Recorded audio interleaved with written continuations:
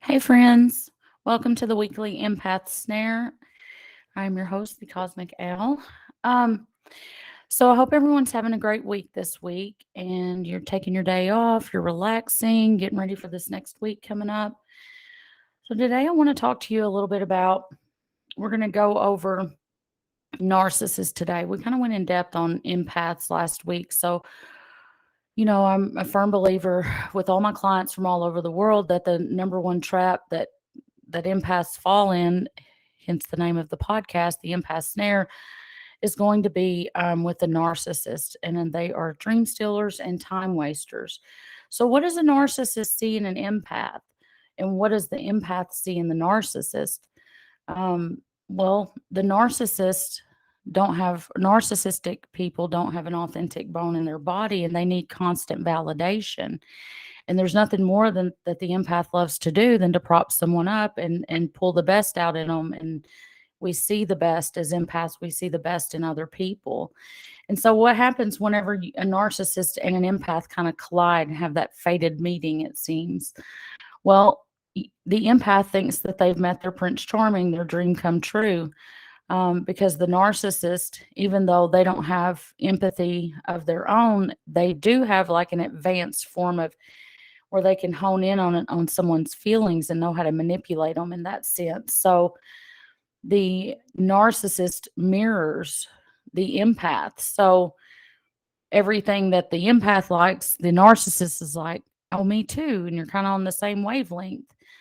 You think you've met a kindred spirit and you see the wound in the narcissist for the most part. Even if they start showing red flags, empaths are very gifted at looking beyond the surface behavior or the behavior that's obvious and looking deeper. And so empaths see people's core wounds. And we have a need to nurture. And we think, especially if you fall under the INFP, INFJ category, and you're an introvert, and depending on how the level of the degree of your empath, so to speak, how prominent it is, you have this deep need to nurture other people, and you think that you can love someone if you just demonstrate the correct, healthy way to love someone. You can love them out of their narcissism, and you understand it on a deep level. So that gets you caught in the snare really quick, because what happens when you get in a relationship with the narcissist is they hone in on the empath's low self-worth and lack of love during childhood. So you're going to come across, when you're researching narcissism and empaths, you're going to come across a term called love bombing. And empaths are very susceptible to love bombing, especially an unhealthy empath, because an empath's self-worth is tied up in the way other people see them.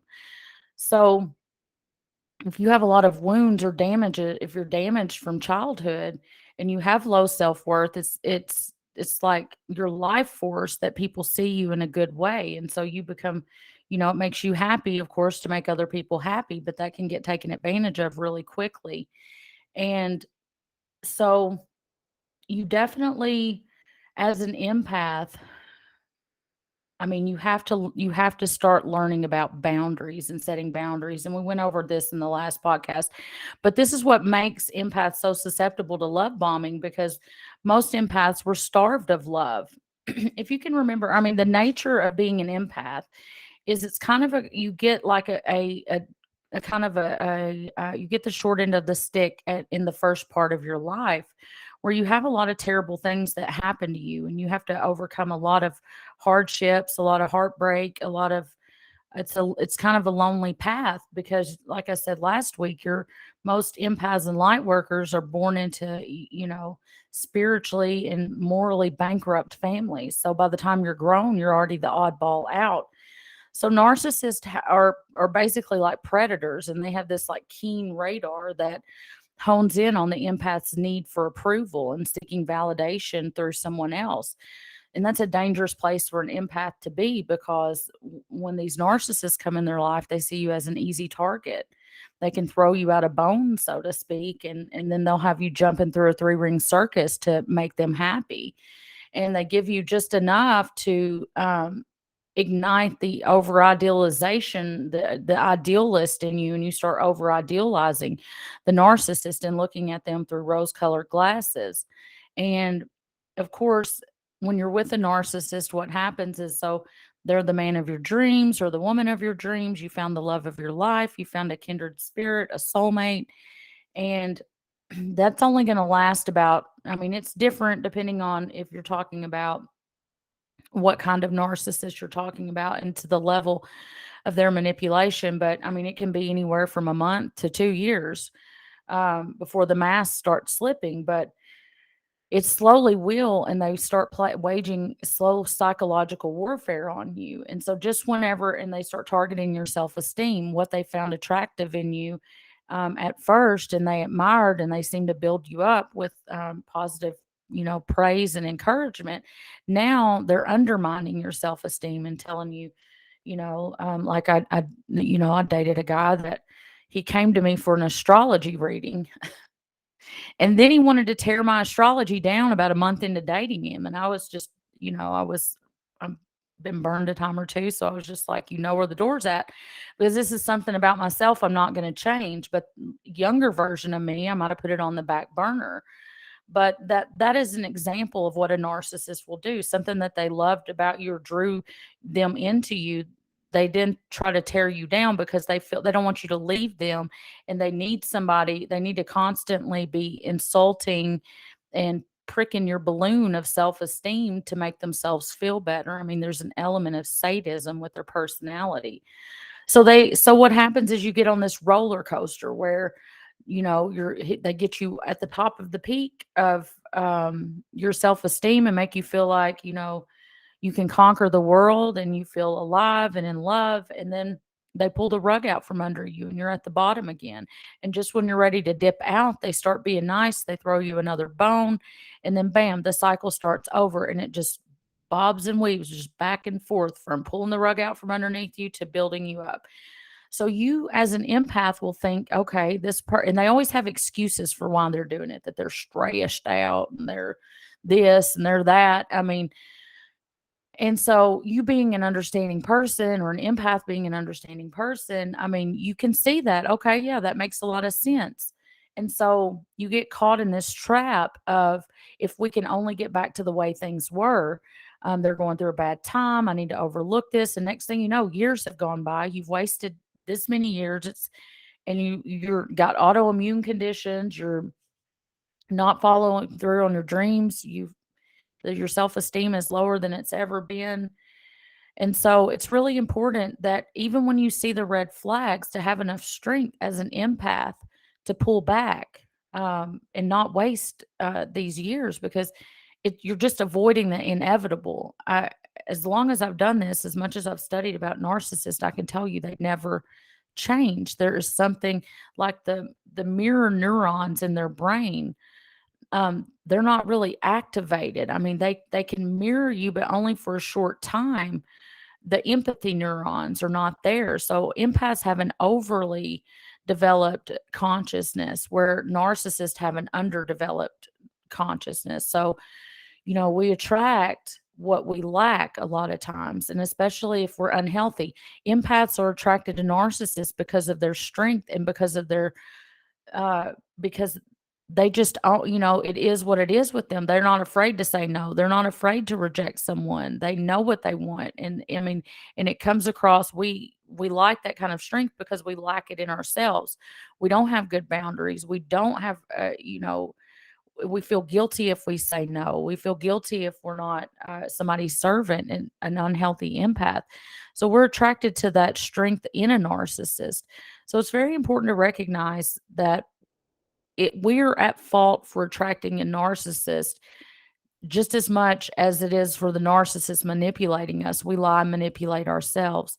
So it doesn't matter if you're with a narcissist right now. You can break up with that narcissist and you can say, hey, I realize he's a narcissist. I'm gonna be done with him, and it's gonna fix my life. And voila, magically, you break up. But what happens is, then there's the narcissist that comes along in a different form. And if you don't do the inner work, if you don't learn and you don't go back and revisit your childhood and your core wounds and find out just what is my programming? What was my programming? Did I have a solid foundation to develop? Did I feel safe to develop into my own personal individual, or was, do I have a fracture, like a soul fragmentation somewhere lost in childhood? Do I have an inner child wound? And inner child wounded people are the most susceptible to being preyed on by narcissists. Um, so it doesn't matter if you break up with your narcissist, if you don't do the inner work, which is going to be a constant, depending on the nature of your childhood. If you were raised by a narcissist, this is going to be a lifelong journey. You're never going to just voila, get it and not fall for a narcissist again. Because if you have a narcissistic parent, your natural role is in a codependent relationship, meaning you don't depend on the narcissist. You depend on the narcissist depending on you.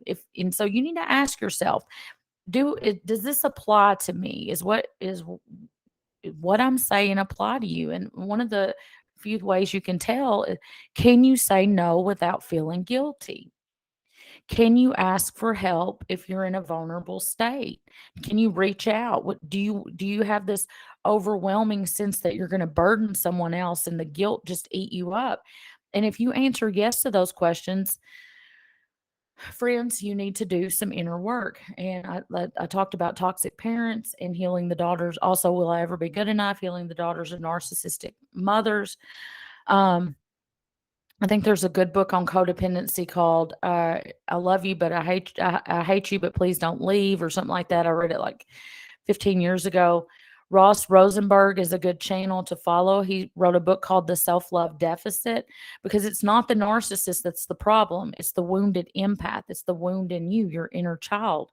And so you're going to keep playing out these relationships, and you will go from an overt narcissist then to the wolf in sheep's clothing narcissist. And because they have a more gentler approach to things, you never see it coming.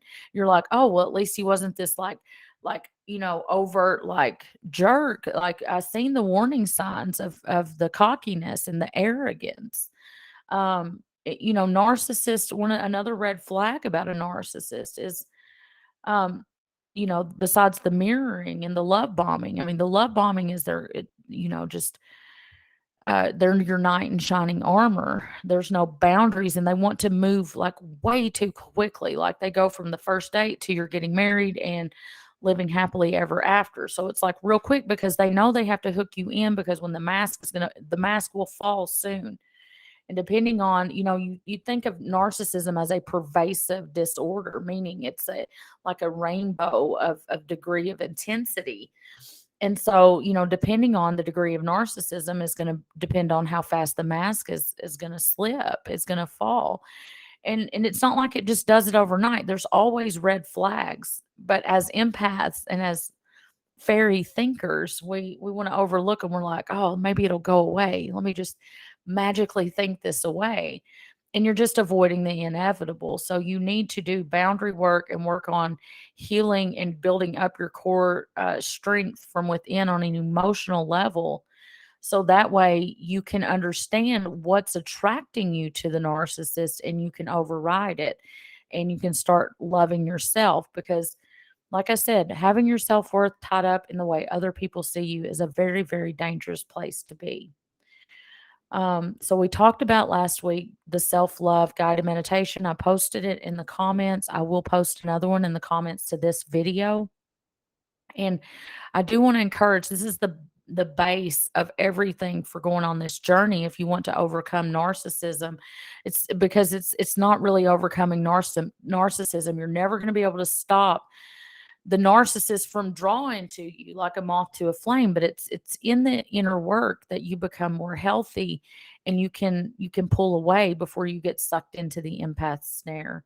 So look for those videos. I'll be posting every week that I do these videos. I will be posting links in the YouTube feed, links in the Facebook, and you can message me if you have any questions, or Mandy, and this definitely, we want to focus on self-love. Now, next week, I'm going to get into triangulation and flying monkeys. So this week's, to sum everything up, if you are in a relationship, if you meet someone and you're interacting with them and everything is like me too. They're narcissists are always asking you very deep, detailed, in-depth questions about yourself.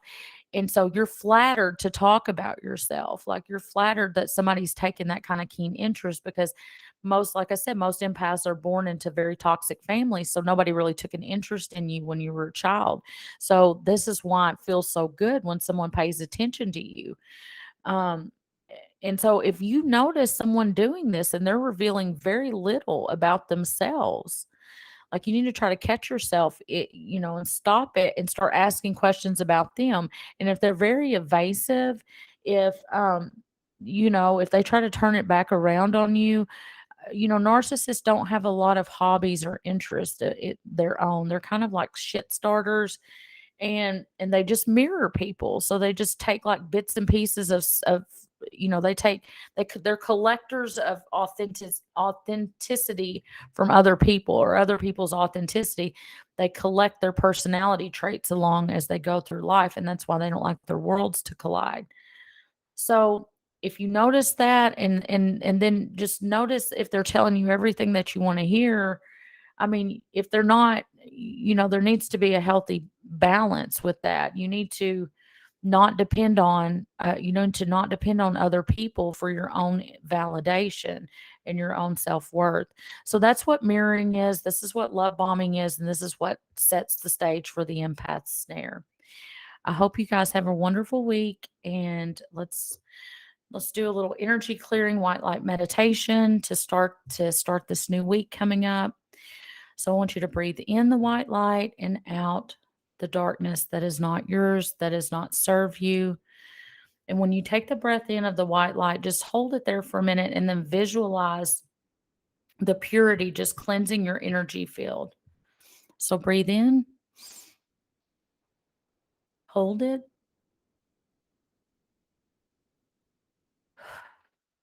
and exhale what it no longer belongs to you, what is not your energy. And let's do this one more time. Breathe in the white light of love and protection and purity.